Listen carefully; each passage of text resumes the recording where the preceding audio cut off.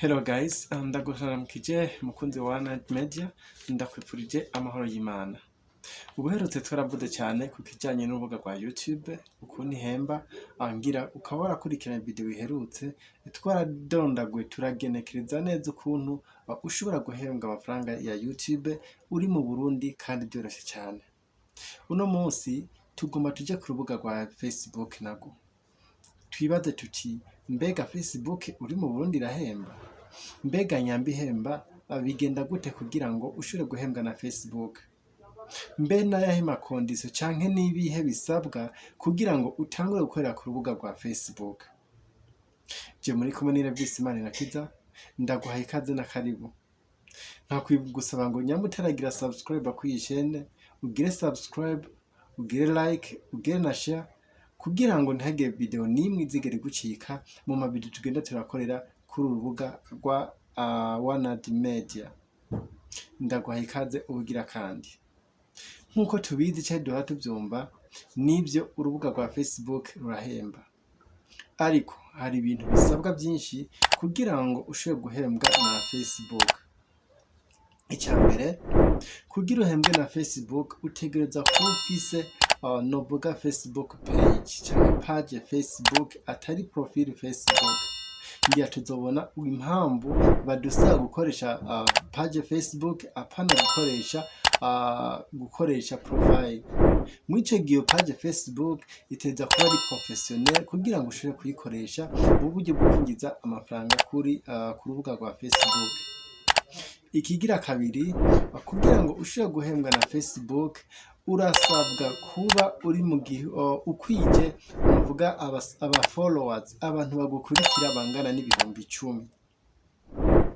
Ikigira gatatu, no kuvuga ngo apari yabagukurikira bangana n'ibihumbi 10 urasabwa kuba ufise icyo bita watch time, no kuvuga ngo ibyo washize ku rubuga rwa Facebook byararabwe umwanya ungana n'ibihumbi 3, amasaha angana n'ibihumbi 3 mu kiringo cy'amezi 2 ashize.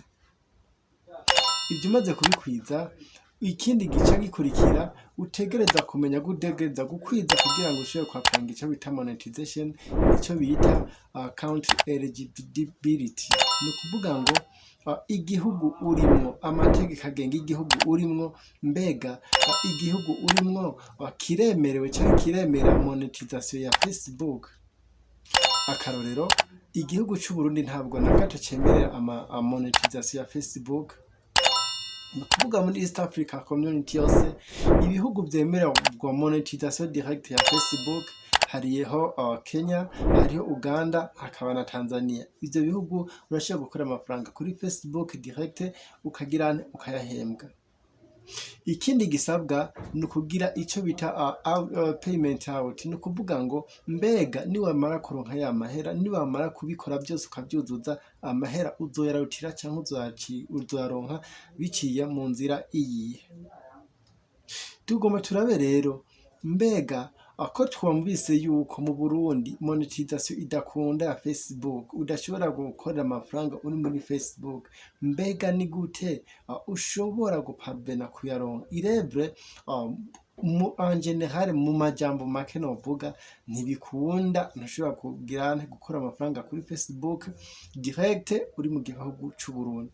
Ariko ukafise umushinga wo gukora kuri Facebook, no kugira ngo ntiwihebure, hari uburyo ushobora gukoresha icyo bita VPN, Virtual Network Private, no kuvuga ngo Virtual Private Network, no kuvuga ngo nubwo buryo bwonyene ushobora gukoresha uri mu gihugu cy'u Burundi ugashobora ugashobora guhembwa na Facebook. Mbega ubwo buryo bukora gute? Nukuvuga VPN nkuko nakivuze ari Virtual Private Network, ni igikoresho kigufasha canke gifasha kunyegeza igihugu mu kindi twisunze connection internet. Akarorero, ukaba uri mu Burundi ugahindura location yawe, ugahindura server ya internet yawe nk'akarorero ukayishira mu gihugu ca Uganda canke mu kindi gihugu uzi yuko gifitaniye amasezerano canke gifitaniye monetisation na Facebook, kugira ngo za contenu uzoba uriko urashirako zishobore guca zifatwa nk'uko ziriko ziva mw'ico gihugu gifitaniye monetisation. Mbega ni ryari ushobora gukoresha VPN? Ni ryari utangura gukoresha VPN kuri Facebook page? Nababwiye yuko baduhanura gukoresha Facebook page oburiye gukoresha profile ya Facebook. Ibyo tuzobina impamvu ntangire turabe n'ingene ushaka kugurura Facebook page. No kuvuga ngo iyo umaze ufise umushinga gutangura gukorera kuri internet, ugatangura ukaba ufise iciyumviro cyo gukorera ku rubuga rwa Facebook, ikintu ca mbere no kuvuga urabanza kugura Facebook page. Umaze kuyugurura, ikindi c'ingenzi ukaba uzi neza yuko ufise content uzoshirako, ukaba uzi yuko uzoshirako ibintu vyiwawe atari vya bintu uzoza kugira copy kore uza urimura ku bandi bantu uza uragenda upostinga kuri page ziwawe. Nakare yuko iyo wiyemeje kuba gwiyemeza mirimo kuri internet, no kuvuga ngo urabana gwiyemeza mirimo kuko biragusaba kwitanga umwanya no gukoresha umutwe. No kuvuga ngo umaze gutanga iyo Facebook page, uba ufise profile ya Facebook, ukagira na page Facebook. No kuvuga ngo mu gihe uzi kuri mu Burundi, ikintu ca mbere utegereza kubuzi yuko ibyo uzokora byose utegereza kurondera chaque fois uko winjiye kuri Facebook page, utegereza kugurura iyo VPN, Virtual Private Network, iyo réseau virtuel privé utegereza kubanza kuyugurura. Umaze kuyugura no kuvuga ukayisetinga mu gihugu kanaka, ari Tanzania, ari Kenya, ari Uganda, kugira ngo na done uzoshirako nyambari video, iyo Facebook ubwayo irokarize yuko iyo video iriko itangwa n'umuntu ariko ari mu gihugu kihe ca Uganda, ca Kenya, ca Tanzania. Mwico gihe kikaziriza yuko uja kuri Facebook page wamaze kugara réseau virtuel privé. Mwico gihe ubigerageje ukabikora, bararokariza ya server iriko iguha connection, server internet ya Facebook, bararokariza kabona réellement yuko uriko uragira ibintu by'amanyanga, réellement utari mu gihugu kimwe mwico vyemewe na monetisation ya Facebook. Mwico gihe ibihano biba bikurindiriye, ni ca gihe hagera kwa applyinga monetisation bakakwankira kumbuza uko hari ama video swat ibintu wagiye urashiramo bidaciye mu mategeko. Mukaba muzi yuko nkuko nakibabwiye, urubuga urwo ariko rwose rufise amategeko arukingira canke amategeko agubahiriza kuryo guko yarenze, nabo bagenda bagufatira ibihano. Swat ushobora kuba warakoreje ya réseau virtuel privé itariyo atawe wigeze ukoresha, ce waragiye urahinduye hamwe uyikoresha ntuyikoreshe, bakagenda barokariza babona yuko hari amavideo avangavanze ari mu bihugu bigenda bitandukanye, na cane cane ko ari igihugu kidafise monetisation, kitemera monetisation ya Facebook. Ikindi benshi dukunda kwihendera ko ugafata ugakora nukuvuga ugakora ukuzuza Facebook page yawe, ugakwiza ivyo bisabwa, ugakwiza ivyo 10,000, ugakwiza amasaha 3,000 yo kurabwa mu mezi 2 yose ukabikwije, ariko kibagira yuko uri mu gihugu kitemewe na monetisation, ugacuja gufata ngo ngendo mu applying virtual ya réseau virtuel privé ngo kugira ngire monetisation. Mon frère, ico ntigikunda, baba bamaze kubona deja iyo source desinformation iri kiraba, nyamba babikore mu Burundi byose ukabiheza, byose barabona source byagiye biva. Nta kuntu nta kamaro ko guca ugenda ngo ushira ko ya réseau virtuel privé ngo ucuhindira ushire muri cya gihugu ushaka, swate Kenya, Uganda canke za Amerika n'ahandi. No kuvugiza ibyo uzobushize kubiza kwa applying ace biza gufata kuri amavideo azokurikira, ariko bya bindi bya mbere byose biba ari nil. No kuvuga ngo nta monetisation buragera canke urekuriwe kwa applying canke kugirane gukora. nuko rero no kuvuga dufate wa muntu yabikurikije ugure Facebook page watanguye wa appliance virtual privé réseau virtuel privé cyangwa VPN uriko urayikoresha no kuvuga shake ko nje kuri Facebook bisaba kubanza kugura réseau virtuel privé kandi kikazira kugenda urayiguza. Ndavuga ngo nyamba ubwa mbere wasetinze yuko Facebook yawe iri muri Kenya cyangwa iri muri Uganda gumiza ico gihugu nyene ashake no kuvuga misi yose wuguriye réseau virtuel privé wa musetinga cha gihugu nyene ntugende uraguza ugende uhindagura ibihugu.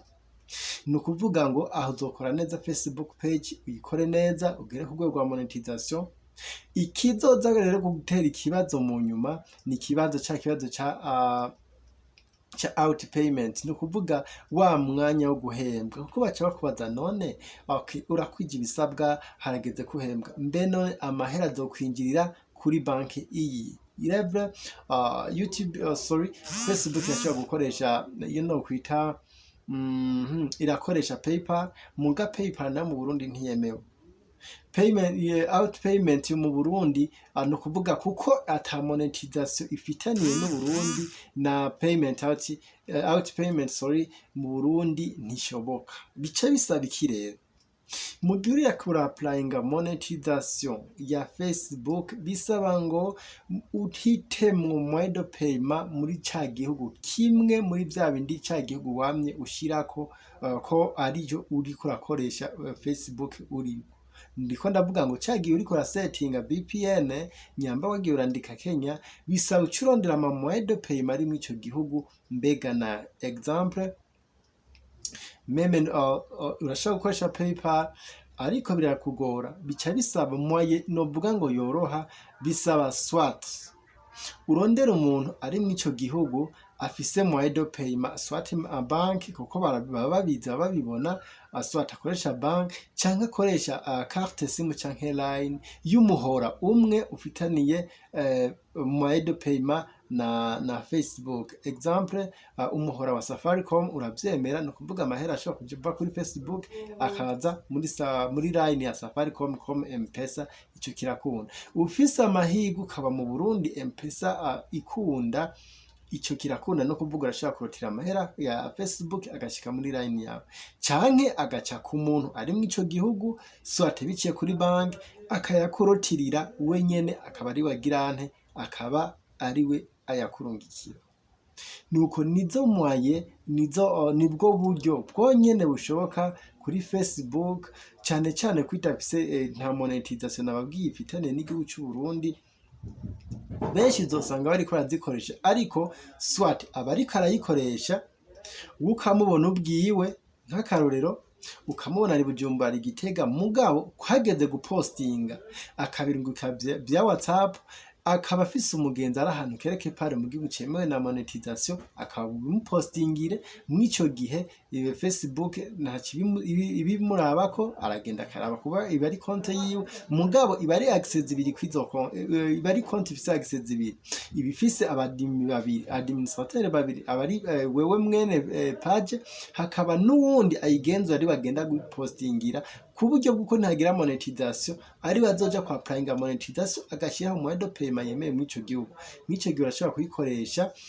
ukahembwa ariko amahera akarinda guca kuri wa muntu swat agaca kuwo muntu cyangwa agaca ku moedo payment kuri mobile money nkuko nakibabwiye mu bijanye na za M-Pesa za Airtel Money n'izindi nuko ukaba ufise ikibazo hakabaho aho utatahuye ubyandika muri commentaire kugira ngo tugende dusiguriranira nyamba udatara VPN cyari cyo ukuntu iri kirakora cyangwa uko ikoreshwa tugende dutahurana tugira ngo tuzogende dusiguriranira buke uzotinda umenya ngo mbega ni gute Facebook ishobora kwibyaza umusaruro mu gihe ariko mwizo condition nakubwiye ubona uparubena kuzubahiriza kuko utazubahiriza aho nta nakimwe uri kurakora.